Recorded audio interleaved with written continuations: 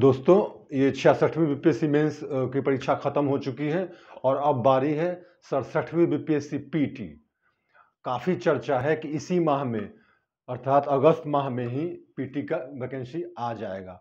तो इसकी जो वैकेंसी आने वाली है, सुनने में आ रहा है 600-700 से कम सीटें नहीं होंगी। तो क्यों ना इसके लिए अभी से तैयार हुआ जाए, क्यों ना इसके लिए अभी से कुछ स्ट्रेटजी बनाया जाए। आपको इस इंतजार में नहीं रहना है कि पीटी की वैकेंसी आएगी फिर सोचेंगे, फिर प्लान बनाएंगे, फिर स्ट्रेटजी बनाएंगे। नहीं, अगर आप सीरियसली इसके लिए चाह रहे हैं कि अपने आप को तैयार करें और पीटी एक बार में ही निकाल लें, तो आपको निश्चित रूप से अभी से स्ट्रेटजी बनानी होगी। और मैं चाहता हूं कि इसमें मैं आपकी मदद करूं, और ये वीडियो इसी के लिए। कहने का मतलब 67वीं बीपीएससी पीटी जिसकी वैकेंसी आनी है, ये वीडियो उसी के लिए डिवोटेड है। कैसे क्या करें, कैसे शुरुआत करें 67वीं बीपीएससी पीटी के लिए, कैसे पढ़ाई करें, क्या मटेरियल चूज करें। क्योंकि नए हों या पुराने, सबको इस बात का कन्फ्यूजन रहता है। नए को रहता है कन्फ्यूजन कि आखिर हम डिफरेंट जो इसके डिसिप्लिन्स हैं, सब्जेक्ट हैं, जो जीएस में पढ़ना है 150 क्वेश्चन के लिए, 150 मार्क्स के लिए, उसमें क्या क्या मटेरियल अपनाएं, कहाँ से क्या पढ़ें। पुराने लोग जो असफल हो जाते हैं पीटी में, उनको भी परेशानी होती है कि इस बार गड़बड़ हो गया पीटी इतने मार्क्स से, इसमें मेरा गड़बड़ हो गया ज्योग्राफी में या पॉलिटी में या जो भी। तो कैसे की स्ट्रेटजी बनाएं, क्या पढ़ें, कौन सा मटेरियल लें, पहले से शुरू करें या एग्जाम के समय 1 महीना पहले पढ़ें। तो कहने का मतलब है, ये सारे कन्फ्यूजन को साइड में रखिए और जो स्ट्रेटजी जिसकी मैं चर्चा करने जा रहा हूं, आप उसको अपनाइए। आई होप कि आपको काफ़ी मदद मिलेगी और आप अभी से सीरियस हो जाइए। ये नहीं कि हाँ वैकेंसी मैंने एग्जाम दिया हुआ है तो मेरे लिए सब कुछ नया नहीं है, मतलब पुराना है और मैं 15 दिन में मैनेज कर लूँगा। पीटी काफ़ी डायसी हो चुका है, ये बहुत टिकलिस है और आप देख रहे हैं कि इसके लिए कट ऑफ मार्क्स भी बढ़ गया है। तो आपको पहले से अपने आप को थोड़ा बेहतर करना होगा। तो आइए देखते हैं क्या है। तो मैं बात को आगे बढ़ाते हुए वन बाय वन आपके बीपीएससी पीटी जीएस के लिए क्या क्या पढ़ना है, प्रत्येक सब्जेक्ट को टेकअप करूंगा और उसमें क्या आपको करना है यह बताता चलूंगा, बजाय कि पूरी लिस्ट एक बार में दूं। सबसे पहले शुरू करते हैं हिस्ट्री से। आइए देखते हैं।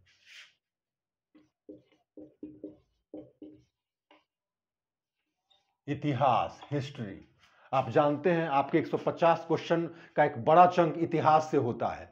तो आपको इस पर विशेष रूप से ध्यान देना है, विशेष रूप से इसकी तैयारी करनी है।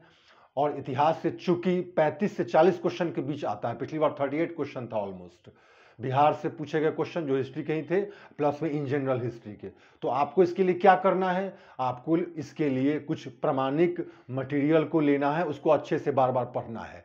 और इसके लिए मैं आपको बताता हूं क्या।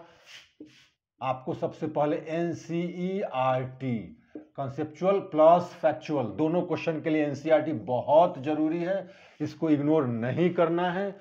और आप इसको बिल्कुल लाइटली न लें। इसके जो फैक्ट्स है, आप देखते हैं हिस्ट्री में यूजुअली फैक्चुअल क्वेश्चंस ही होते हैं, कुछ कॉन्सेप्चुअल भी होते हैं। तो ये फैक्ट्स ऐसा नहीं कि बिल्कुल आसमान से उतर के आते हैं, ये फैक्ट्स, ढेर सारे फैक्ट्स आपको एनसीईआरटी में मिल जाते हैं।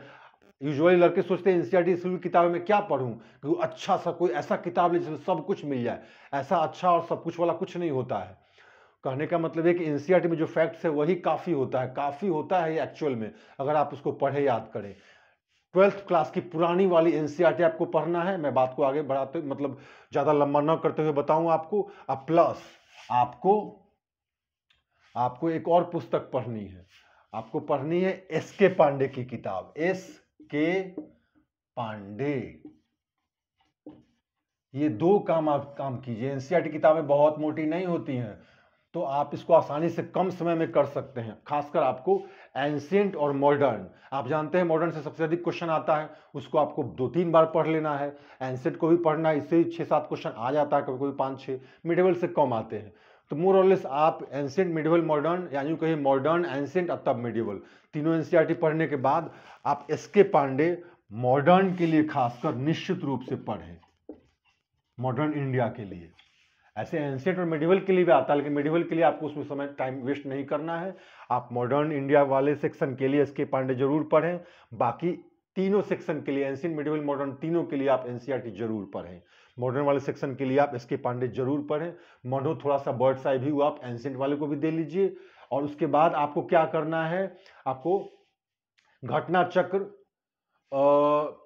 एक सॉल्यूशन निकालता है जिसमें बीपीएससी, यूपीएससी, यूपीपीसीएस में पूछे गए क्वेश्चंस होते हैं, जो उत्तर प्रदेश से निकलता है, उस घटना चक्र को आपको ले लेना है। सॉल्यूशन होता है वो पिछले 10-15 साल का सॉल्यूशन होता है, उससे क्वेश्चन आपको बनाना है। एकदम अचूक है, इतना आप काम करेंगे हिस्ट्री क्वेश्चन आपसे स्किप नहीं होगा। बस अगला आप देखिए क्या करना है आपको। हिस्ट्री हुआ। अब दूसरा जो आप टेकअप करेंगे वो है करेंट अफेयर्स। आपने देखा होगा इस बार 40 to 42 क्वेश्चंस करंट अफेयर्स से थे। ये सबसे इंपॉर्टेंट सेक्शन है आपके बीपीएससी पीटी के लिए, और इसको लोग आमतौर पे इग्नोर करते हैं।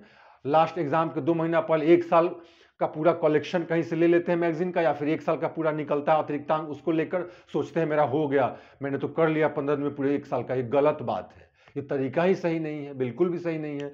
आपको उसके लिए हर महीने एक मैगजीन लेनी है, और एक मैगजीन किसी और से, जैसे आप दर्पण रेगुलर लीजिए या घटना चक्र लीजिए, हर 2 महीने पे आता है, उसको आपको करना है। साथ साथ आपको किसी भी एक वेबसाइट को पकड़ना है, उससे क्वेश्चन प्रैक्टिस करना है, न्यूज़पेपर पढ़ना है। और आपको कुछ वेबसाइट्स में बताता हूं, क्योंकि अब जो क्वेश्चंस यूपीएससी में आ रहे हैं करंट अफेयर से, अच्छे क्वेश्चंस आते हैं गवर्नमेंट वेबसाइट से आते हैं। न्यूज़ ऑन एयर और पीआईबी, ये 2 वेबसाइट है, न्यूज़ ऑन एयर और पीआईबी, प्रेस इंफॉर्मेशन ब्यूरो। इस 2 के वेबसाइट पर आप जाएं, क्वेश्चंस यहां से सेट होते हैं। मान लीजिए आप दर्पण और घटना चक्र अगर पढ़ रहे हैं, या कोई एक मैगजीन लेते हैं, किसी और से एक लेकर आपस में म्यूचुअल करके किसी दोस्त के साथ आप पढ़ते हैं, तो अच्छी बात है। साथ साथ आप 2 वेबसाइट को विजिट कीजिए रेगुलर, और गवर्नमेंट वेबसाइट्स, इस पे रेगुलर न्यूज़ आता है, सारे न्यूज़ आएंगे भारत सरकार के, इसको आप ध्यान से देखेंगे, आप पाएंगे कि क्वेश्चन आपका लड़ गया। आमतौर पर ऐसा कोई करता नहीं है, सोचता चलो मैगजीन से काम चल जाएगा, और वो फैटल हो जाता है। करंट अफेयर्स में आपने लैग किया, आपका एग्जाम खतरे में पड़ा, क्योंकि कोई नंबर ऑफ क्वेश्चंस बहुत ज़्यादा होते हैं करंट अफेयर्स से, आपको अच्छी तरह मालूम है, आप प्रीवियस ईयर क्वेश्चन देख भी सकते हैं। तो आपको इग्नोर नहीं करना है, आपको सबसे अधिक ध्यान देना है करंट अफेयर्स पे, और उसके लिए आपको मैगजीन रेगुलर और साथ में ये 2 वेबसाइट्स आप एकदम गांठ बांध लीजिए, देखिए आप अच्छा करेंगे। अब आइए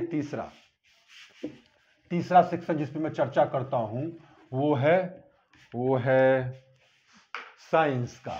आपने देखा है साइंस का स्तर, क्वेश्चन का लेवल काफी अच्छा होता जा रहा है। इस बार 25, आमतौर पर 20 क्वेश्चंस आते थे, इस बार 25 क्वेश्चंस आए हैं। आपको साइंस के लिए क्या करना है, आमतौर पर लोग लूसेंट या फिर यूपी वाला परीक्षा वाणिज्य पब्लिकेशन का कुछ निकलता है, उसको पढ़ते हैं, उससे कॉन्सेप्ट डेवलप नहीं होता। यार मेरी बात समझ लो, आपको उसके लिए मैं कहूंगा केमिस्ट्री, फिजिक्स और बायोलॉजी तीनों के लिए भारती भवन की 9th और 10th क्लास की किताब आती है, आप दोनों की 2-2 वॉल्यूम आती है, 9th की और 10th की भी। भारती भवन की इतना अच्छा कॉन्सेप्चुअल क्लैरिटी होगा, और सब चैप्टर में ढेर सारे क्वेश्चंस दिए होंगे। आपको जानकर खुशी होगी, कई बार उससे क्वेश्चंस लड़ जाते हैं, बहुत रेयर लोग लड़के इसको ऐसा करते हैं। मैं आपको बताता हूँ, लूसेंट और ये यूपी वाले परीक्षा वाणी का चक्कर छोड़िए, क्योंकि इस बार क्वेश्चन जो आए, पिछली बार 66 का जो एग्जाम हुआ है जिसका मेंस का, क्वेश्चन आप देखिए क्या स्टैंडर्ड है, कॉन्सेप्ट समझ रहे हैं तो आप बना सकते हैं, अदरवाइज नहीं। तो आप भारती भवन बायोलॉजी, केमिस्ट्री, फिजिक्स 9th और 10th का खरीद लीजिए, बहुत महंगा भी नहीं है, उसको अच्छे से पढ़िए, देखिए और उसके क्वेश्चंस को बनाइए। और उसके बाद घटना चक्र जो सॉल्यूशन जो यूपी से निकलता है साइंस का, वो ले लीजिए और उससे क्वेश्चन बनाइए, बहुत जरूरी है। देखिए आपको कहीं इधर उधर देखने की जरूरत नहीं पड़ेगी, ये काम आप जरूर कीजिए, देखिए आपका पीटी कहीं नहीं जाएगा। अब आप आइए कहां पे चलते हैं हम लोग, इसके अलावे अब हम लोग बात करते हैं इकोनॉमिक्स की। इकोनॉमिक्स जो सबके लिए सर दर्द है, कहां से पढ़े, मेरा तो कॉन्सेप्ट ही क्लियर नहीं है, बेसिक्स तो कुछ आता ही नहीं है, रोना धोना काफी मैं सुन चुका हूं। चलिए सबसे पहले तो आपको यह जानना है कि इकोनॉमिक्स से क्वेश्चंस जो आते हैं वो आमतौर पे करंट अफेयर्स के क्वेश्चंस होते हैं। बेसिक कॉन्सेप्ट से क्वेश्चन शायद ही इक्का दुक्का आता है, फिर भी बेसिक कॉन्सेप्ट क्लियर करने के लिए आप 9th या 10th क्लास की एनसीईआरटी इकोनॉमिक्स की किताब आप ले सकते हैं। उससे आपको GDP, GNP, primary sector, secondary sector आदि चीजों की जानकारी होगी आपको। ऐसे किसी भी गाइड टाइप किताब में भी इन चीज़ों को आप समझ सकते हैं, लेकिन अगर उससे समझ में ना आए तो एनसीईआरटी किताब आप ले लीजिए बेसिक कॉन्सेप्ट्स के लिए, या फिर कुछ ज़्यादा पढ़ना है तो रमेश कुमार की किताब ले लीजिए। लेकिन आपको इकोनॉमिक्स वाले सेक्शन से जो क्वेश्चन आते हैं 10-12 जो भी आते हैं क्वेश्चन, वो यूजुअली बिहार बजट के होते हैं, कुछ भारतीय बजट मतलब भारत के और इंडिया के बजट के से होते हैं, या फिर जो डेवलपमेंट, इकोनॉमिकल डेवलपमेंट जो आप दर्पण में पढ़ते हैं उसको ध्यान से आप पढ़ेंगे, उससे आपका क्वेश्चन लड़ जाता है। इवन दर्पण को ध्यान से अगर आप पढ़ेंगे हर महीने तो कुछ कॉन्सेप्ट भी उससे आपका बनता है, यह याद रखिए। तो आपको इकोनॉमिक्स के लिए बहुत घबराना नहीं है, मेरा तो कॉन्सेप्ट क्लियर नहीं, बेसिक बात समझ में नहीं आता है, सोच सोच कर परेशान नहीं होना है। करंट अफेयर्स को बहुत ईमानदारी से ध्यान से पढ़ना है, पेपर को ध्यान से पढ़ना है, और मैगजीन हर महीने जो पढ़ते हैं उसको ध्यान से पढ़ना है। आप एनसीईआरटी किताब लेकर एक बार कॉन्सेप्ट क्लियर कर लीजिए, या किसी गाइड टाइप किसी पुस्तक से भी थोड़ा सा पढ़ लीजिए कॉन्सेप्ट, जीडीपी जीएनपी जैसी कुछ बातें जो रिसेंट डेवलपमेंट की हैं वो बातें, या फिर और थोड़ा सा पक्का करने के लिए अपने आप को आप इकोनॉमिक्स का अतिरिक्तांक, अर्थशास्त्र इकोनॉमिक्स का दर्पण का अतिरिक्तांक आता है, वो भी आपको काफ़ी मदद करेगा। उसमें 3-4 साल का डेवलपमेंट दिया रहता है, उससे भी क्वेश्चन बनते हैं, वो ले लीजिए। बाकी परेशान होने की कोई ज़रूरत नहीं है, आपका इकोनॉमिक्स बिल्कुल अच्छा रहेगा। हाँ, बिहार बजट को, इंडियन बजट को, इस सबको ध्यान में थोड़ा देखना होगा ध्यान से। ये हुआ आपका। उसके बाद आया पॉलिटी। अगर आपके पास समय है तो आप सुभाष कश्यप का आवर पार्लियामेंट और कॉन्स्टिट्यूशन, ये 2 किताब लेकर रख लीजिए। बहुत अच्छी किताब है, कॉन्सेप्चुअल क्लैरिटी भी होगी, आप जो भी पढ़ेंगे आपको याद रहेगा। ठीक, तो आप इसको कीजिए, ये काम कीजिए, और उसके बाद आप इधर उधर गाइड वाइड के चक्कर में नहीं रहना है। आपको सीधे महेश बर्णवाल की किताब आती है, फैक्चुअल है और अच्छी किताब है, महेश बर्णवाल वाली किताब ले लीजिए और उसको आप पढ़िए फैक्ट्स के रूप में। पॉलिटी से काफ़ी कम क्वेश्चंस आ रहे हैं। वैसे पॉलिटी के जो करंट क्वेश्चन, करंट डेवलपमेंट से संबंधित जो क्वेश्चंस होते हैं वो आपको मैगजीन पढ़ने से भी काफ़ी कुछ कवर होता है। क्वेश्चंस ही काफ़ी कम आ रहे हैं, तो आपको अगर सुभाष कश्यप पढ़ लेंगे तो पीटी मेंस दोनों के लिए आप काफ़ी समझदार हो जाएंगे। फिर महेश बर्णवाल की किताब जो मिलती है उसको देख लीजिए, पॉलिटी का क्वेश्चन आसानी से बन जाता है, इसके लिए कहीं टेंशन लेने की जरूरत ही नहीं है। मन हो तो आप घटना चक्र वाला सॉल्यूशन यूपी से जो निकलता है उसको कर लीजिए एक बार, मोर देन इनफ है इतना। अब आइए एक कहाँ, ज्योग्राफी और बिहार, मैं इस 2 की चर्चा करूंगा। मैं ज्योग्राफी को पहले लेता हूं, ज्योग्राफी भूगोल मैं सबसे बाद में इसको ले रहा हूं, पता है क्यों? मुझे पता है most of the students geography में चाहे कितना भी जान क्यों ना दे दें, इवन उनका बैकग्राउंड ज्योग्राफी क्यों ना हो, ज्योग्राफी में बहुत मेहनत करने के बाद भी उनका परफॉर्मेंस या किसी का परफॉर्मेंस बहुत बेहतर नहीं होता है। जिनका बैकग्राउंड ज्योग्राफी में हो सकता है थोड़ा सा बेहतर वो करें, कहने का मतलब ज्योग्राफी में लाख मेहनत करने के बाद भी उसका आउटकम उस प्रोपोर्शन में नहीं आता है जिस प्रोपोर्शन में आपने अपना खून जलाया है। इसीलिए मैं अक्सर लोगों को बोलता हूं ज्योग्राफी को कि को प्रायोरिटी दीजिए, छोड़ना नहीं है, लेकिन इतना नहीं जितना बाकियों को, जैसे साइंस को, जैसे हिस्ट्री को, जैसे करंट अफेयर्स को, जैसे आप इकोनॉमिक्स को। तो ज्योग्राफी में आपको क्या करना है, मेरा जो अप्रोच है मैं आपको समझाता हूं। नया वाला एनसीईआरटी 6ठा 7वां 8वां 9वां या 8वां 9वां 10वां, मतलब 3-4 किताबें नई जो एनसीईआरटी है वो, उसको लेकर बेसिक्स बड़ा अच्छा क्लियर उसका आपका होगा। और उसके बाद दिल्ली से निकलता है पेरियार पब्लिकेशन की एक किताब, मोटी सी किताब, बहुत मोटी किताब नहीं है, इंडियन ज्योग्राफी का, आप उसको पढ़िए। कोई गाइड वाइड के चक्कर में नहीं पढ़ना है, गाइड से आपको याद नहीं होता है, समझ में भी नहीं आती है बात। पेरियार पब्लिकेशन दिल्ली से निकलता है, इतनी मोटी पुस्तक है, आपको उसको लेना है। उससे पहले आप नई वाली एनसीईआरटी में 8वां 9वां 10वां या 6ठा 7वां 8वां 9वां पतली पतली किताब है, आपको बेसिक्स जो कुछ क्वेश्चन कॉन्सेप्चुअल आता है, फैक्ट्स भी सब कुछ क्लियर होगा, और साथ में पेरियार वाली किताब। बाद में मन हो तो लुसेंट का वर्ल्ड ज्योग्राफी वाला सेक्शन थोड़ा देख लीजिए, बहुत ज़्यादा कमाल नहीं दिखाने वाला है वो, आप पहले से जो जान रहे हैं उसके आधार पर बनेगा ज्योग्राफी का क्वेश्चन। अदरवाइज ज्योग्राफी में लाख जान देने के बावजूद भी कुछ सर्टेन क्वेश्चन ही बनते हैं, अदरवाइज बहुत उसका फायदा नहीं है। तो आपको यही करना है, एनसीईआरटी किताब आपको लेनी है, नई वाली एनसीईआरटी, नई वाली एनसीईआरटी 6ठी 7वीं 8वीं 9वीं, और उसके बाद पेरियार की लिखी हुई किताब है पेरियार पब्लिकेशन, उसको लेना है, उसको पढ़ लेना है। इसमें ज्योग्राफी में बहुत ज़्यादा खून नहीं जलाना है, राइट। 10 12 8 10 तो क्वेश्चन बना लेंगे आप 20 में से, बाकी 10 में परेशानी होती है, कुछ तुक्का आपका लड़ जाएगा। अब आइए बिहार पे, मैं बिहार की चर्चा कर लूँ, बिहार स्पेशल आपको याद रखना है।